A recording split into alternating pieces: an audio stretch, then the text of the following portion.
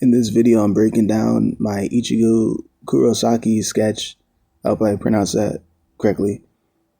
Ichigo Kurosaki sketch from Bleach, focusing on how I build the drawing from basic structure into clean, readable character design. Excuse me. I always start with the skull structure first. If the head shape is wrong, everything else collapses later. And talking about head structure, I stated this in the other versions of this video as well, but I start with the ear, usually, not even the full ear, just the overall outer structure of the ear, and then I slowly might do some of the actual texture of the ear, like the folds of the cartilage in the ear, and then some of the hair, and then some of the jawline, and then I slowly build out from that side of the face, trying to make sure everything's in proportion, like at what part of the jawline lines up with literally each hair strain that comes down close to the ear, or what parts of the ear cartilage, are lined up with parts of the hair that go up into the rest of the head, or what parts of the ear cartilage are lined up with where the jawline is placed as it goes down the face, and then it curves and has its angles or whatever, right?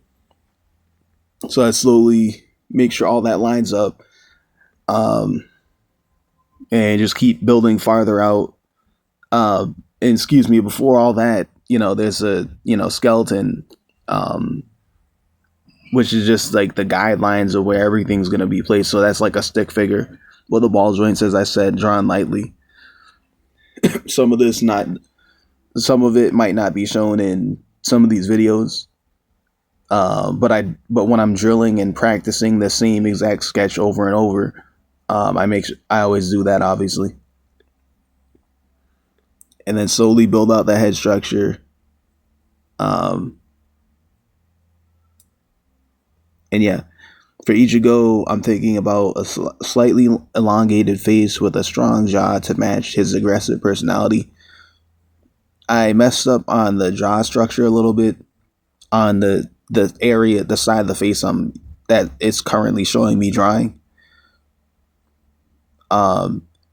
There is supposed to be a bit more of a, like, if there's an angle where the jawline has an angle near the cheekbone, that was supposed to be a little bit lower, I think. A little bit lower and a little bit more of a not too broad, but it's supposed to be going out into the angle, and then there's a cheek, then it goes up into, like, the side of the temple, or where the other ear would be placed, but that's not in this photo because he's turning his head slightly. Excuse me. Next I place the eyes and brow line. This is where the character identity really starts forming. Ichigo's expression is usually intense but controlled, so the brow angle is most of the emotional work. Yeah, I could agree. That's where it shows most in his face.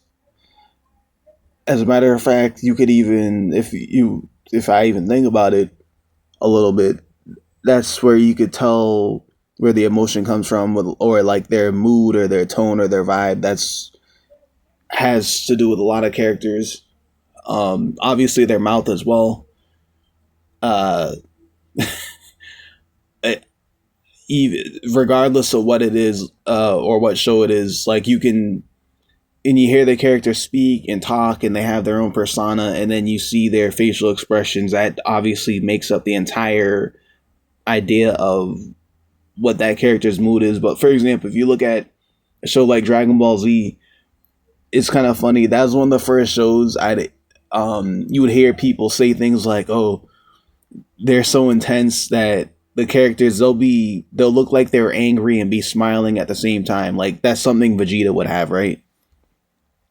but the thing is, when you see his personality, you see that, well, he has an intense personality, and a lot of people in that show, they have like the same type of eyebrows. It's not the same character, obviously, different facial structure, different personality, but they have like, kind of like the thick eyebrows. The eyebrows are uh they have more of a serious tonality. If you didn't know the character, you think the character's like serious. But then if you know Goku, he's more goofy, but he could have a serious looking face, but he's still a goofy, playful, nice person. Vegeta, you see the eyebrows look serious, but you could tell he's like intense and gets angry or short tempered, or he's very he's a very serious person. And it literally, the other characters that make him less serious or try to ground him in reality or whatever. But he's like a power driven person. And then if you look at both of their sons, they literally have the same types of eyebrows, but they're both of the sons of Vegeta and Goku, they're more like Goku, his personality, but they have their own personality. Like they're just teenagers who want to grow up and have a normal life, right? But they get dragged into the plot of the show for being the sons of guys who are protecting Earth from aliens who are coming to destroy the planet. So they have to learn how to fight and all that stuff, right? But like, you take all these things into account, you could tell a character's personality, and the eyebrows help, the mouth helps. Maybe the shape of the eye structure can help, but obviously it depends on the verse of the show. Like, you see a show where, or like, for example, if I do a sketch of Levy, he has like smaller slanted eyes and it makes him look more serious, but that might not be the actual personality of the character. But if you want to get the full authenticity of a character when you're drawing them, yeah, you keep in mind how you're structuring, or try to get those structures exact, and then place the details on top of it, and then it looks actually not just like the character, but like authentically the character expressing themselves literally in the image, the way that you would see in the show or in the comic book or the manga, where you've seen them and actually learn to see who that character is. Like, you're now drawing them the same way that they'd be presented.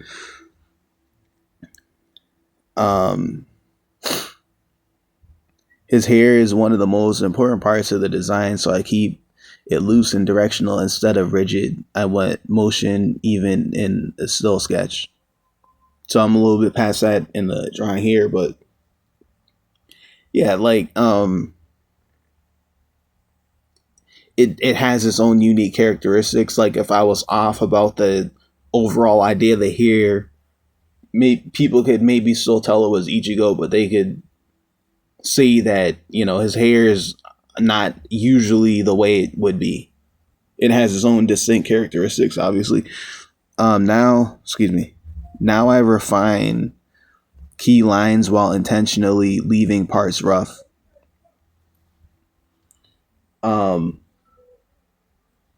So like I say in prior videos, and this is not always what happens, because I'm doing this independent amount of racing, which is obviously, like, I don't have to do that, but like, that's just me not really caring to go and try to find a pencil or buy a package of pencils and just grabbing a pen and starting to draw, which is how I even got back into art at all over all this time. Like, I have a writing utensil and I can look at something as a reference and try to draw it and drill getting better, and I just need something to write with. So that's how I go about it.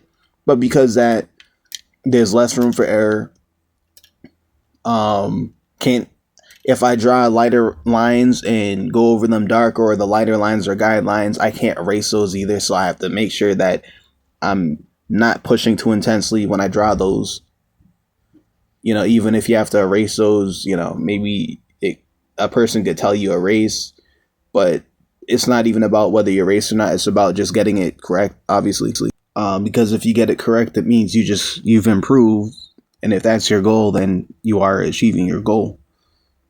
Um, Now I refine the key lines while intentionally leaving parts rough. The mistake a lot of artists make is over cleaning too, and that actually ends up killing the energy. And yeah, this is the base process I use for most manga style characters: structure first, expression second, and refinement last. If you if you're learning, focus more on clarity than detail early on, or structure and then